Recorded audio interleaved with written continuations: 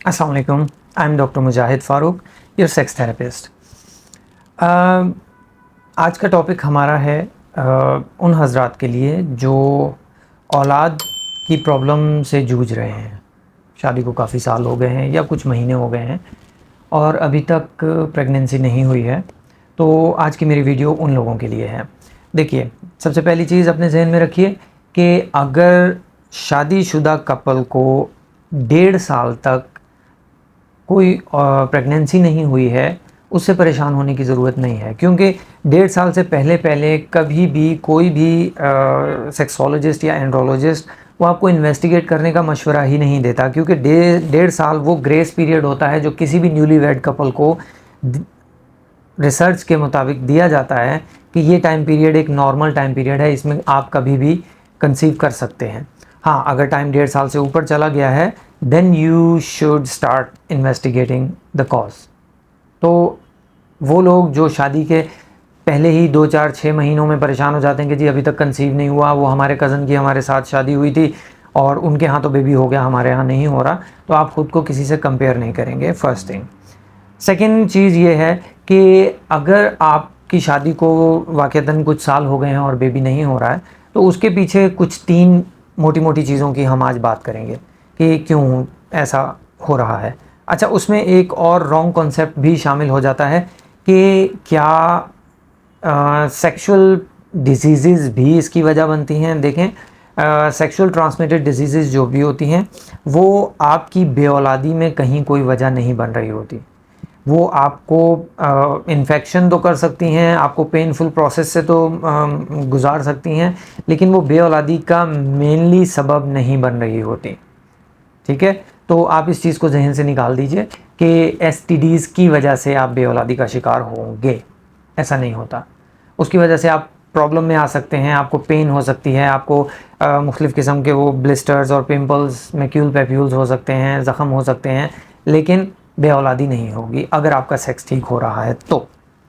अच्छा, अब हम बात करते हैं उन 3 चीज़ों की जिनका मैंने अभी आपको मेंशन किया कि 3 मोटी मोटी सी रीज़न्स हैं जो बेऔलादी की वजह बन रहे होते हैं। सबसे पहली चीज़ मैं बात करूँगा कि हमारे सेक्सुअल प्रॉब्लम्स। देखें, औलाद पैदा होना एक प्रोसेस है और उस प्रोसेस के लिए ज़रूरी है कि आप मेल का सीमेन औरत के वेजाइना में इंसर्ट किया जाए या इंट्रोड्यूस किया जाए, और उसको दाखिल करने का ज़रिया होता है सेक्स। अब अगर आपका सेक्स ही नहीं हो पा रहा, फॉर एग्ज़ाम्पल कुछ कपल्स आते हैं, जी हमारी शादी को 6 माह हो गए हैं लेकिन अभी तक हम सेक्स ही नहीं कर पाए, हम इसे मेडिकल में कहते हैं अनकंज्यूमेटेड मैरिज, कि आप क्वाइटस ही नहीं कर पा रहे हैं तो बच्चा कहाँ से पैदा होगा। That is the first thing. अगर आपकी ऐसी सिचुएशन है तो of course that is the natural thing. Second आ जाता है कि जी वो मेरी सख्ती कम है, सेक्स तो हमारा हो जाता है लेकिन मेरी सख्ती कम रहती है, उसकी वजह से औलाद नहीं हो रही। या जी वो हमारा सेक्स तो हो रहा है लेकिन मैं 30 सेकंड में 50 सेकंड में डिस्चार्ज हो जाता हूँ, जिसकी वजह से मुझे औलाद नहीं हो रही। आपको ये जानने की ज़रूरत है कि अगर आपकी सख्ती कम है, अगर आपका टाइम कम है, अगर आप टेढ़ापन का शिकार हैं, अगर आपको कतरे आते हैं जिसे आप मज़ी, जरियान, या आपको नाइट फॉल्स होते हैं जिसे आप एहतलाम कहते हैं, इनमें से कोई भी चीज़ अगर आपके साथ मौजूद है, वो किसी भी तरह से आपको बाप बनने से नहीं रोक सकती। अगर आपकी मनी, आपका सीमेन औरत के अंदर दाखिल हो जाता है, दैट्स इट, तो उसको आपकी सख्ती से, आपकी टाइमिंग से, आपके टेढ़ेपन से उसका कोई ताल्लुक नहीं है। अगर वो अंदर पहुंच गया है और वो सेहतमंद है तो आपको बाप बनाने की सलाहियत रखता है। तो आप जहन से ये कॉन्सेप्ट निकाल दीजिए कि अगर सेक्सुअली वीक हैं तो औलाद नहीं हो रही, इसका उसके साथ ताल्लुक नहीं होता। सेकंड स्टेप पे हम बात करेंगे, जो मेन चीज़ है, जो मेन प्रॉब्लम होता है औलाद ना होने की, वो होता है हमारी जो मनी है। उसमें 2 प्रॉब्लम्स हो सकते हैं, या तो क्वालिटेटिव या क्वांटिटेटिव। क्वालिटेटिव से मुराद ये है कि आपके सीमेन में, आपकी मनी में जो जरासीम होते हैं वो एक रिक्वायर्ड लेवल से कम है। फॉर एग्ज़ाम्पल कि अगर आपके टोटल स्पर्म काउंट हम 15 मिलियन से अबव चाहिए हैं और वो आपके 2 मिलियन 5 मिलियन तक हैं, तो दैट मीन्स कि आपके जरासीम की तादाद पूरी नहीं है। तो ऐसी सूरत में डेफिनेटली आप बेऔलादी का सामना कर सकते हैं।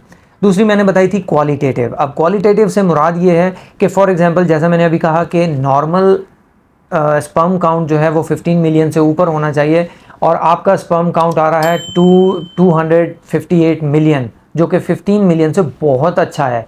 लेकिन वो जो स्पर्म्स उसके अंदर मौजूद हैं वो टूट फूट का शिकार हैं, वो मुर्दा हैं, वो हरकत ठीक से नहीं कर पाते हैं, जिसको हम अपनी मेडिकल लैंग्वेज में डिफरेंट नामों से पुकारते हैं, एस्थीनोजोस्पर्मिया, टेराटोजोस्पर्मिया। तो ये टर्मिनोलॉजीज़ हैं जो आप शायद ठीक से ना समझ पाएँ, इसलिए मैं आपको आसान अल्फाज में उनकी तादाद, उनकी हरकत करने की सलाहियत और उनकी शक्ल व शुबाहत, ये वो 3 पैरामीटर्स होते हैं। अगर इनमें प्रॉब्लम है, क्वांटिटी भले 258 मिलियन है, उसकी बहुत अच्छी क्वांटिटी है, लेकिन उनकी क्वालिटी वो नहीं है जो बच्चा पैदा करने के लिए रिक्वायर्ड है। इन तीनों में से कोई एक हो सकती है, 2 हो सकती हैं, तीनों कंडीशंस आपके साथ हो सकती हैं। अगर हैं तो डेफिनेटली बहुत मुश्किल हो सकती है आपको औलाद पैदा करने के लिए। इन पे आपको काम करने की ज़रूरत होती है। उसके लिए कुछ आपके ब्लड टेस्ट हैं, कुछ मनी के टेस्ट है, ये करवा के आप किसी भी अच्छे सेक्सोलॉजिस्ट या एंड्रोलॉजिस्ट से मिलिए, वो आपको ज़रूर अच्छा मशवरा देंगे। अब हम आते हैं तीसरी चीज़ की तरफ, जहां हम टेक्निकल प्रॉब्लम्स कर जाते हैं। हमारा सेक्स ठीक है, हमारे स्पर्म के पैरामीटर्स ठीक हैं, लेकिन हम कुछ टेक्निकल मिस्टेक्स कर जाते हैं, और वो भी ना जानते हुए। क्या गलती है? मेनली क्या होता है कि बहुत से ऐसे लोग जो अपने घर से दूर जॉब के लिए गए हुए हैं, फॉर एग्जांपल मज़दूर तबका होता है, या ऑन अदर साइड हम देखें तो हमारे फ़ौजी भाई जो होते हैं, वो महीनों महीनों अपनी ड्यूटीज़ अपने घर से दूर दे रहे होते हैं। अब 3 महीने बाद, 6 महीने बाद एक बार घर जाना होता है, 10-15 दिन के लिए वो घर जा रहे होते हैं। प्रॉब्लम क्या आ जाता है कि उन्हें ये पता नहीं होता कि उन्हें कब छुट्टी लेकर घर जाना चाहिए। मैं आपको एक टेक्निकल सी चीज़ बताता हूँ जो गलती करते हैं। फॉर एग्ज़ाम्पल, आपकी मिसेस को 1 तारीख को मेंसेस स्टार्ट हुए, तो 11 तारीख से 17 तारीख का ये वो पीरियड होता है जो उनकी ओव्यूलेशन डे होता है, जिसमें अंडे ने आना होता है आपके बच्चादानी में। ये वो 7 दिन होते हैं जिसमें मर्द का मिलना ज़रूरी है अगर औलाद चाहिए तो।